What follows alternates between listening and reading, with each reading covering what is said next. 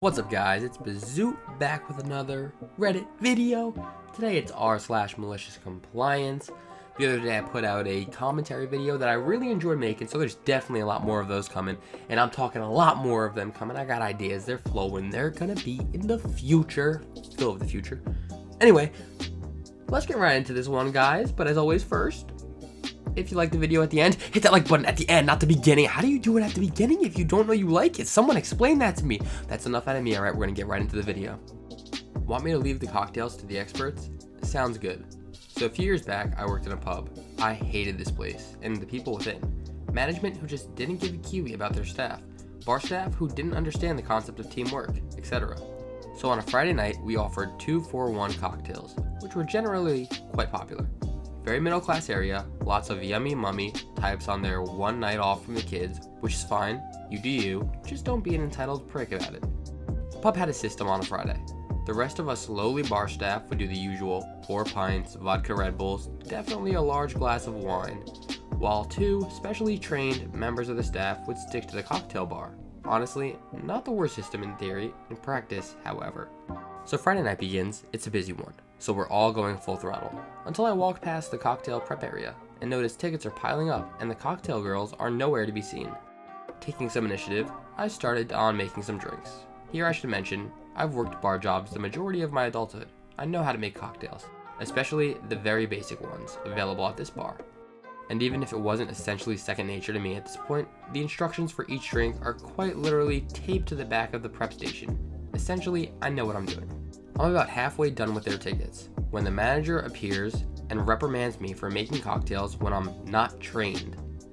Reminds me that I should leave it to the experts and to get back to, at this point, the very quiet rest of the bar. I tried pointing out that I have no idea where these experts have vanished to. They've been gone for about 20 minutes at this point, and that I've had more extensive training in previous shops, but he won't hear me. Yells that I've been told before that under no circumstances am I to prepare or assist with cocktails in any way other than delivering tickets, and that these things should be left to the experts. So I decide that sure, you want the experts on it, I'll leave them to it. As the night goes on, I take orders and find myself to be not very busy. I take some cocktail orders, print the tickets, take them over and add them to the ever-growing stack, and go back to just standing around. There are about 5 of us, all regular old bar staff at this point, just standing around since everything that needs to be done has been done. And other than a few elderly regulars, everyone wants cocktails. However, the 2 girls are somewhat overwhelmed at this point, and the manager is helping them out. Customers are coming up to complain, requesting refunds to cancel their order, which requires a manager to do. So the manager, more than a little flustered at this point, comes over to us, sees us all standing around, and demands we do something. We kindly point out that everything has been restocked, glasses collected, garnished, prep, everything cleaned to within an inch of its life. Customers are being seen to when they appear, and there's nothing else than any of us lowly lots can do without permission or assistance.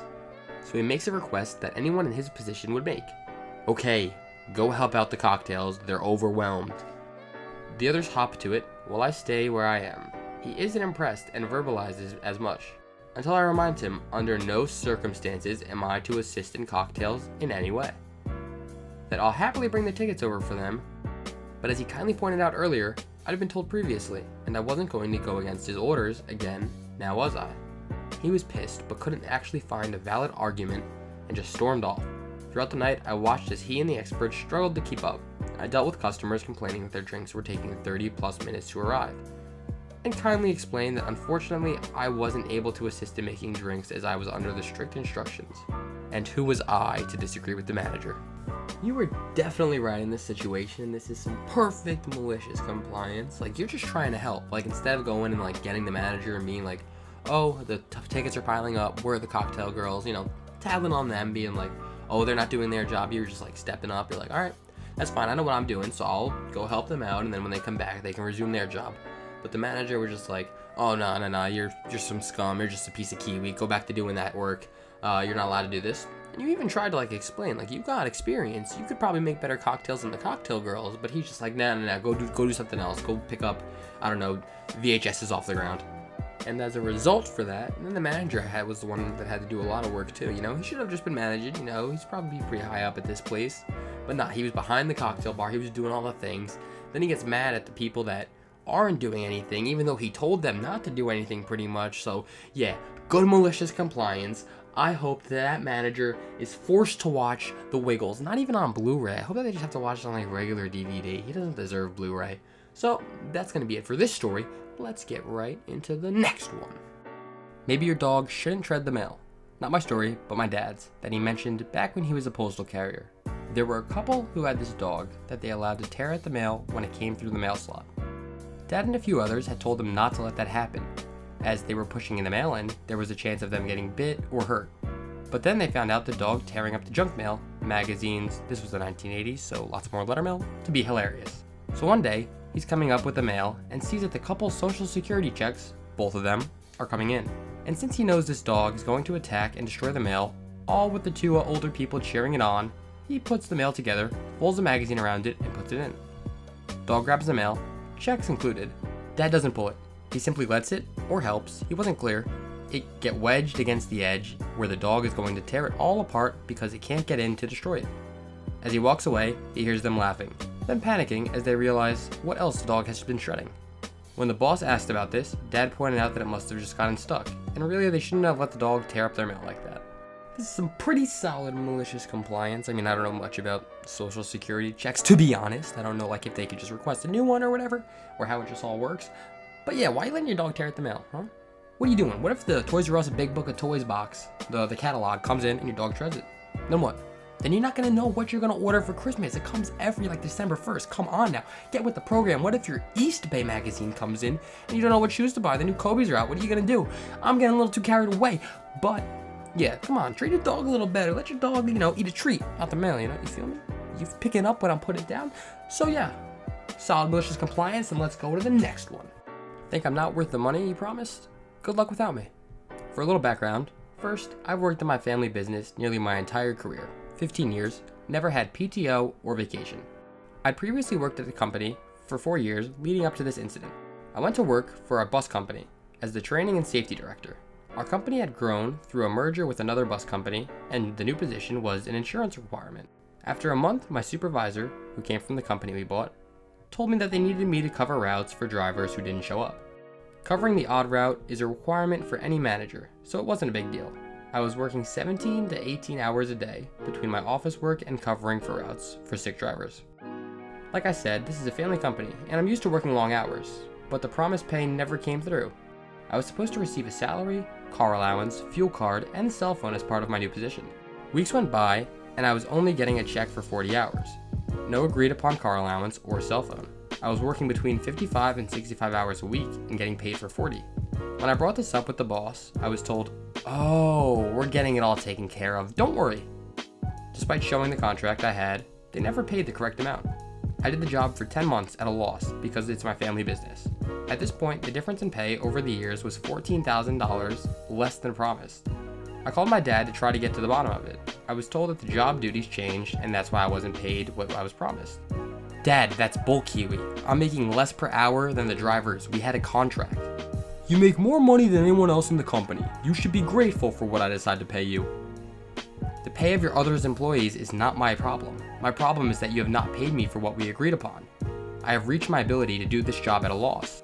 Are you going to pay what we agreed or not? "If I can't live on what I pay you, it's time for you to find another job. Consider this my notice." I turned back to the garage, parked the bus, tossed my keys and credentials on the dispatcher's desk, gave her a big hug. She was one of the best employees I hired and trained, said, "Good luck," and never looked back. It was the best thing I could have done. Sometimes you just needed to take the risk. After I left, I found out that my dad, hands-off owner / semi-retired, and the manager both had to drive routes full-time for 6 weeks to cover all the work I did. Thank God you left this company. Are you kidding me? So I understand it's a family business, you want to help them out, but if you're working 55 to 65 hours a week and getting paid for 40, and then you're just told, "Oh, if you can't get by on that, you should go find another job." No, you did what you were asked. You worked the overtime. 17 to 18 hours a day is brutal. Oh my, I don't know how you did that. That's crazy. A lot of coffee. I'm a big fan of coffee. Red Bull's my favorite drink, so if you ever need a coffee partner, hit me up. We can go get some coffee sometime. Talk about the Phillies and stuff. That's how it is. Anyway, but that's besides the point. But excuse my rambling, but don't excuse it at the same time. Yeah, that's just BS. Come on now. Don't do that to your family's employees. Don't do that to any employee, especially if it's like your family. Also, you never gave them any of the benefits with the phone and all that. So you are running an awful company. I will never ride one of your buses. I don't know what bus it is, but I won't be riding it. You can expect that. But yeah, good on you. Thank you for leaving the company. Round of applause. And that's going to do it for this episode, guys. I have a great time making these. I hope you have a great time listening to them and watching them because, you know, it's a win-win. If I like making them and you like watching them, that seems pretty perfect to me. So, as always, if you like the video, you can hit that like button. I mean, like, it's not going to hurt you. It's going to help me and it's not going to hurt you, so I don't see why not. If you didn't like it, you also have an option to hit that dislike button and let me know why. It's crazy. It's crazy how it works. And then there's also a comment section where you can leave a comment. Things are getting even crazier. There's just options for everything. You can leave a comment that says, Chuck ate my pickles. I will like that comment and heart it because Chuck shouldn't be eating anyone's pickles. So guys, thank you so much as always. Leave some suggestions below. More commentaries coming this week. More Reddit videos coming this week. I'm excited. I hope you're excited. We're all excited. It's the summer. It's getting hot. It's getting crazy. I'll see you guys in the next one. It's been Bizute.